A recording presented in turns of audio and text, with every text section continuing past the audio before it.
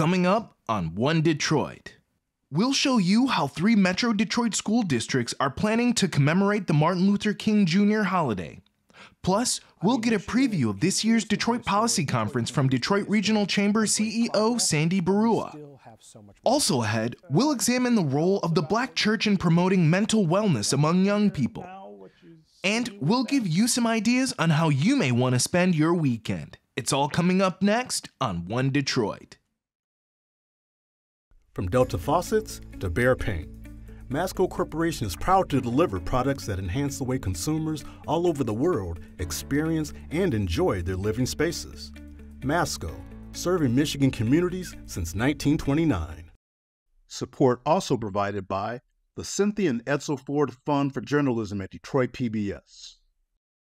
DTE Foundation is a proud sponsor of Detroit PBS. Among the state's largest foundations committed to Michigan-focused giving, we support organizations that are doing exceptional work in our state. Learn more at dtefoundation.com. Nissan Foundation, and viewers like you.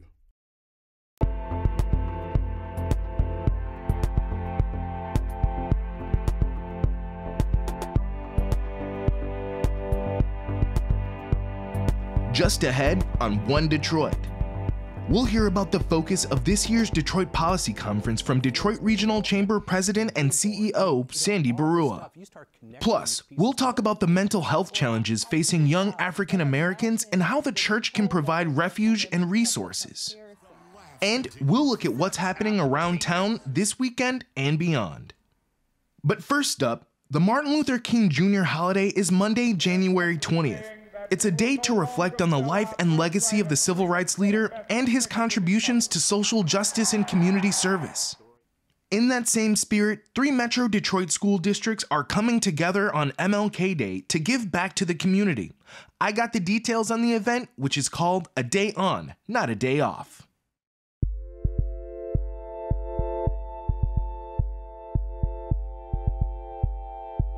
We're here to talk about the upcoming holiday, the MLK Day celebration. So just tell us what the event is, where it's happening, when it's happening. So the history of the event really hits home for me.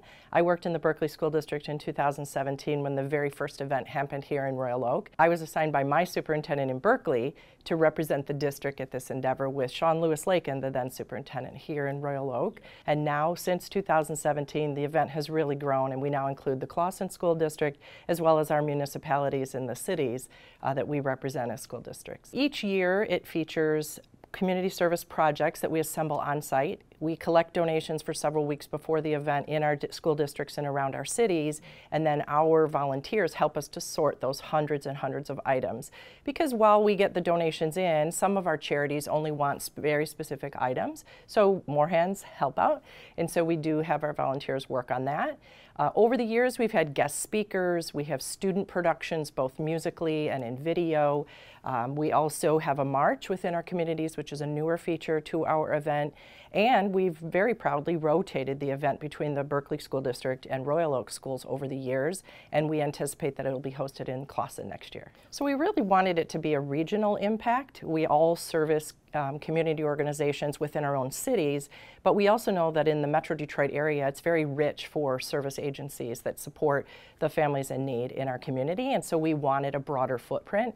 So the initial collaborative between the 2 school districts allowed us to have more parents, more staff, and more students involved.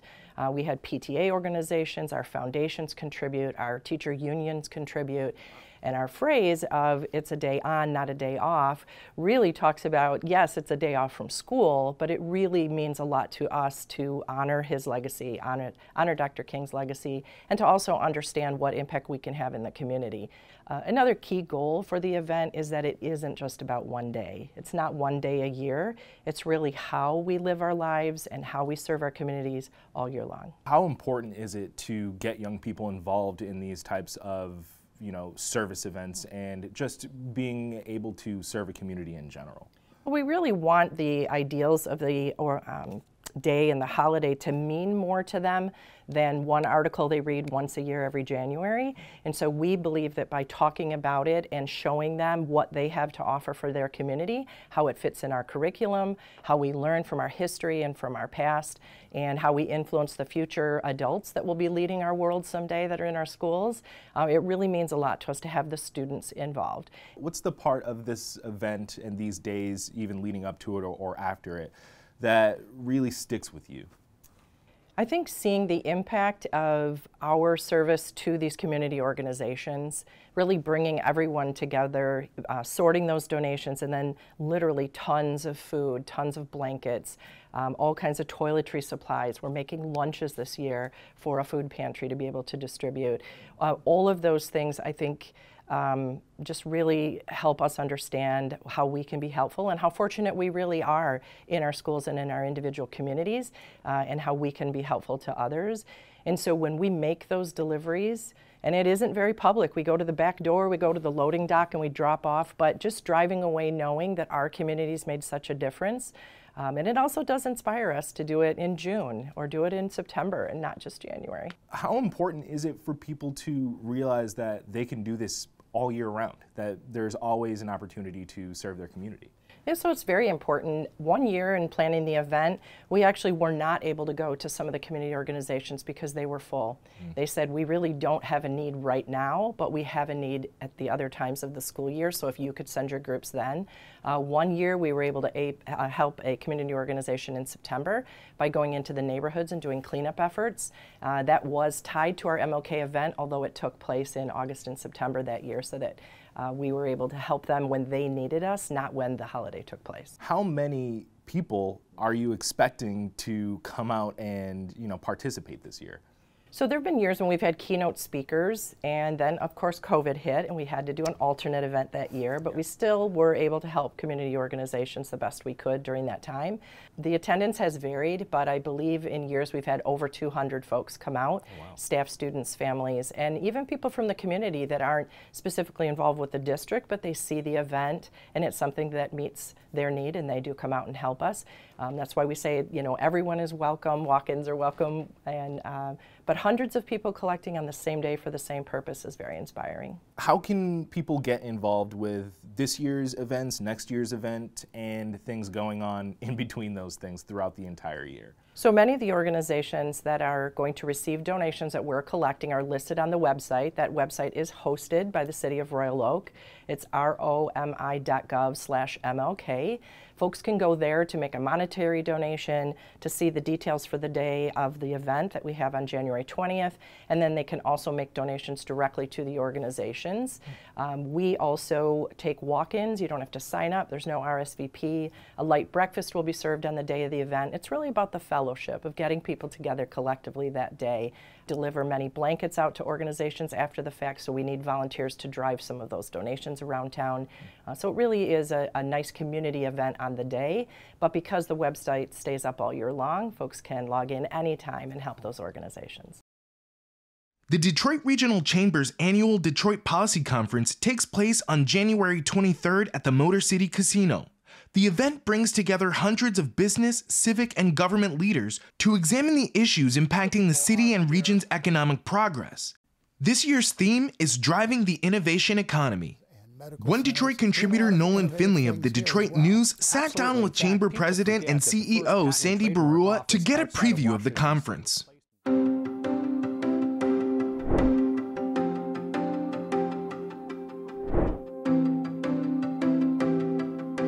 Sandy Baruah, CEO of the Detroit Regional Chamber. You've got your policy conference coming up at the Motor City Casino. Tell me what we're going to be talking about there this year. Yeah, so it's our Detroit Policy Conference, which is the conference that we created kind of as an outgrowth of the Mackinac Policy Conference to really focus on the Detroit region. And it's something that obviously is a lot more accessible. We know going to the island can be a pain in the you-know-what. It can also cost a lot of money. So the Detroit Policy Conference is really geared towards our local issues. And this year, we're really focused on what the exciting new elements around the innovation economy mean for our region, really for the next 50 years.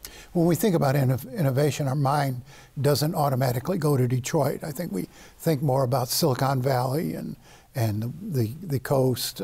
But here in Detroit, thanks to the auto industry, thanks to some really major universities and medical centers, doing a lot of innovative things here as well. Absolutely. In fact, people forget that the first patent and trademark office outside of Washington, D.C. was placed in Detroit, Michigan, just because the level of innovation coming out of the companies in this region has been so high for so many decades. What's changing, one of the key things that is changing, is that we are now moving from company-based innovation, which is still absolutely critical, but we're moving to what they have like in Silicon Valley or the Research Triangle in North Carolina, and that's these open innovation nodes.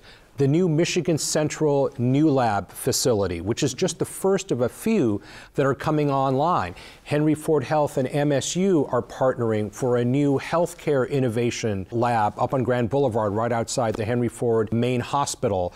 Dan Gilbert is building a new innovation complex in partnership with Techtown over at Wayne State. And then, of course, the University of Michigan themselves is building a brand new innovation center right in downtown Detroit. So what's driving all this, Sandy? I mean, why are we seeing this level of innovative activity in Detroit? What's behind it, and who's behind it? Nolan, that's a fabulous question. And you know, what's behind it is it's the next step. We have an embarrassment of riches here. Think of it. We have 3 R1 universities in this state, MSU, Wayne State, and U of M, all pretty closely related. We have a 4th R1 university up at Michigan Tech that's soon to be an R1 later on this year. Having 4 R1 universities in this state is a huge economic driver. It's a huge innovation driver.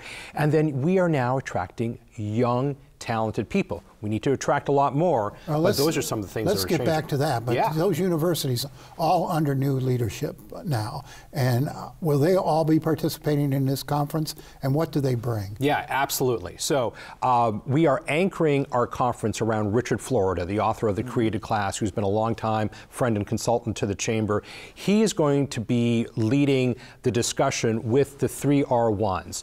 You know, President Espy at Wayne State, President Gustowitz at MSU, and President Ono from University of Michigan. All 3 are going to be there in person. We signed an agreement with the University of Michigan up at the Mackinac Policy Conference last year to start building out this innovation ecosystem. So what you're going to see at the Detroit Policy Conference is kind of the beginning of how we're going to work together with the R1 universities, with business leaders, people like Bob Riney, who will be there, economic development people like Ned Stabler, Kevin Johnson, Kofi Bonner. How are we all going to work together to build out this ecosystem? And it's not all automotive. I mean, the medical piece of this is rather significant too. Absolutely. It's fintech, it's medical sciences and healthcare. You know, it is it's AI, you know, and it's not automotive maybe in the traditional way, but you think about all the technology that goes into like autonomous vehicles or electrification, right? That doesn't just apply to automotive, that applies to a whole range of growing industries on the planet. So let's get back to talent. I mean, we are still losing more of our college graduates than we keep, and we are still lagging in job creation. How does these innovative efforts play into attracting talented people and attracting job creators? Yeah, so the numbers are actually a little fuzzy.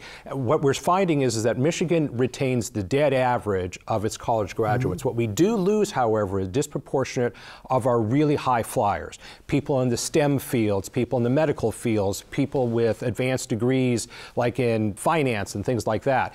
We're losing too many of those. What we need to do is make sure that young people, young talented people know that they're going to be supported when they come here, that they're going to have venture capital if they want to start a business, that there are systems and entities in place to connect them not only to each other so they can create kind of social networks, which is what happens naturally in Silicon Valley, but also to job opportunities.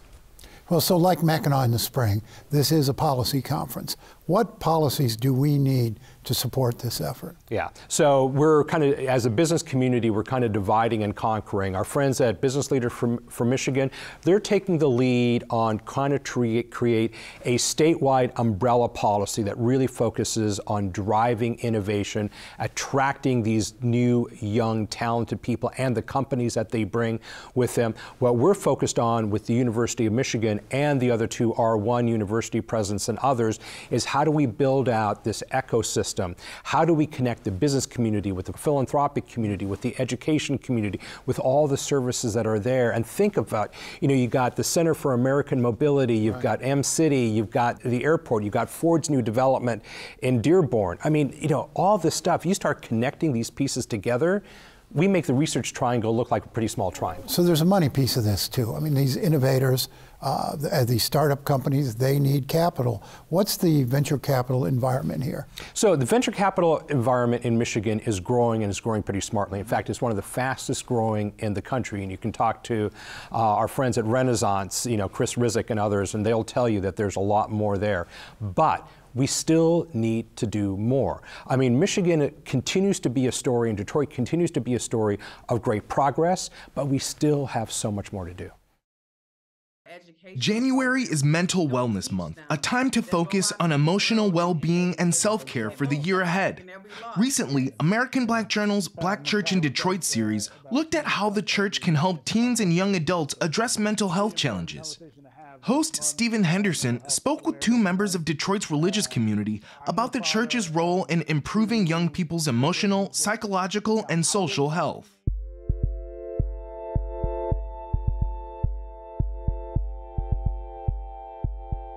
I'm the father of two children who just got out of teenage years and now are going to be in their early 20s. So I remember all of these questions and all of these challenges that kids these days face.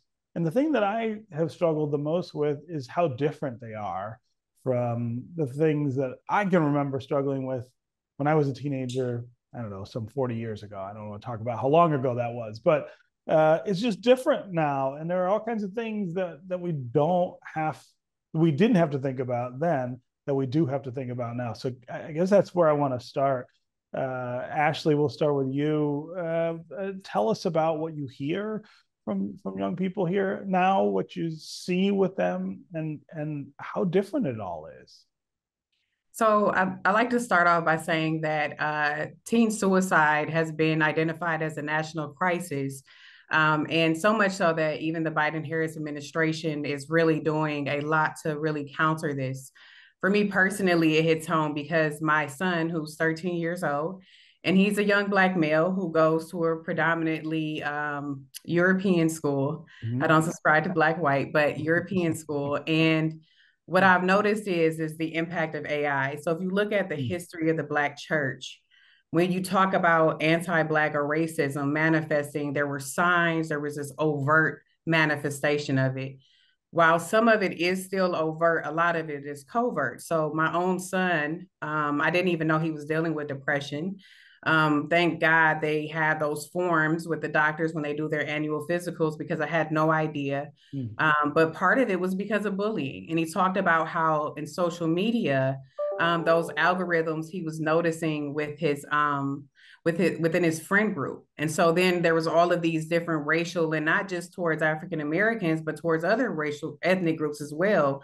And so as a result, the bullying began to increase, not only through the perception of anti-Blackness within social media, but also in terms of manifesting within his friend group. And so what I think is, or what I'm seeing is, I'm bringing more present to, is the fact that the Black church is still the pinnacle point of making sure that our children actually understand what is Christ rooted, which is grace, mercy, humanity, but also what's African centered, knowing that you actually are community oriented, that you come from a long lineage that transcends just the European slave trade that began history, which actually doesn't begin there. I could go on and on, but the reality of it is a lot of the history told in America only starts with the narrative of slavery. Yeah. So getting back to our actual roots and the great dynasties of which we come from to actually build and cultivate the identities of our children is more necessary now. Micaiah, tell us what you see at Triumph and what kind of things you hear and notice with young people. Absolutely. I think that's a phenomenal question. So one of the things I see, and to be honest, not only at Triumph, but just within my community, being a 26-year-old that does a lot of activity in the Metro Detroit area, a lot of our young people are eager for God. They're eager for Christ. They're eager to be a part of a church. They're eager to be a part of that community. They just don't know where to start. Yeah. And I think that is the role of the church, especially in this season, is to hold their hand and give them a GPS. I think that's what the church should be. It's a GPS to kind of just help young people navigate and walk through life. A lot of them have questions about mental health. A lot of people raise up questions about depression. Is God mad at me because I'm depressed, because my mental health is declining? And so I think that the church should serve in a role of holding their hand and walking with so many young people and just guiding them to what that looks like to integrate faith and mental health. Yeah. So Micaiah, I want to talk a little about the hesitancy in our community to acknowledge that mental health is a real concern and a concern not just worthy of voicing, but worthy of seeking help for. There's a lot of stigma that attaches to it, and that gets magnified, I think, sometimes in our community. How do churches help young people kind of confront that part of it by just saying, look, it's okay, however you feel, you need to talk about it? Absolutely. I think to just understanding that God has left us with the Bible. The word is God. And so starting with the most important thing, the word, and being able to draw and pull from the word scriptures and principles and lessons to make applicable to today's situations and different battles. Because even though it is a document or a text or a book that is old, it's timeless, right? And so there's scriptures that we can pull from. I mean, even the Proverbs talk about seeking wise counsel. So I think when we start at the word, that again is a navigation system. It's a guide to help people address those principles and those questions, because a lot of the answers that people are looking for is found in a book that people won't open up and read. And I think that if we start with the word of God, it helps us to have a more clear understanding of some of the things and the battles that we deal with, especially on a mental level. Just hearing what Black church is doing. And I want to encourage anybody watching this, you could drop your children off with us. We are going to literally take care of them, right? Them and groom them. Right. Yes, because I even thought about the Girl Scouts. We have all these mentorship programs. We got piano players. We got all these money matters programs. But what I want to say is that what we don't recognize with mental health is that it's not just an issue that can be solved solely by the church, which that's why I'm grateful to be under the leadership of Pastor Reverend Dr. Wanda Anthony, because he constantly reminds us that our call is not just to say, be a holy hope dealer or to say, God bless you, but to also do the political action that is required to cultivate the society so that our youth can thrive. Let's turn now to what's happening in Metro Detroit this weekend. From theater productions to a new museum exhibit and a classical music performance, there's a variety of events to choose from. Here's Peter Whorf of 90.9 WRCJ with today's One Detroit Weekend. Hi there, I'm Peter Whorf with 90.9 WRCJ, here to help you plan your days ahead with great events happening in Metro Detroit. Let's start with the great sitcom Golden Girls coming to life on stage at the Fisher Theater with Golden Girls, The Laughs Continue. The show parodies the beloved series with a lot of humor and antics. You can catch the act through January 19th. Friday, January 17th, you can see the Michigan Philharmonic at the Detroit Institute of Art's Friday Night Live. The performance takes place in Rivera Court and features pieces by Debussy and Prokofiev with conductor Nan Washburn. A new exhibition opens January 17th at one of Detroit's gems, the Wright Museum. I, Charles H. Wright is an exhibit focusing on the extraordinary life and accomplishments of the museum's founder. Also starting January 17th is the Novi Home Show, where you can find anything you need for a renovation for your home. Hundreds of vendors await to help you at Suburban Collection Showplace through January 19th. And January 20th is MLK Jr. Day. The University of Michigan Museum of Natural History is honoring Martin Luther King Jr. with Scientist Spotlight, MLK Jr. Day. Event goers can meet U of M scientists of color and learn about their research. There's also a lot more happening in Metro Detroit, so stick around to see a few other options. Have a great weekend, everyone.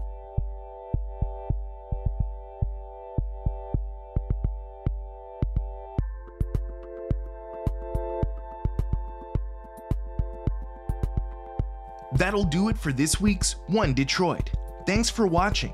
Head to the One Detroit website for all the stories we're working on. Follow us on social media and sign up for our weekly newsletter.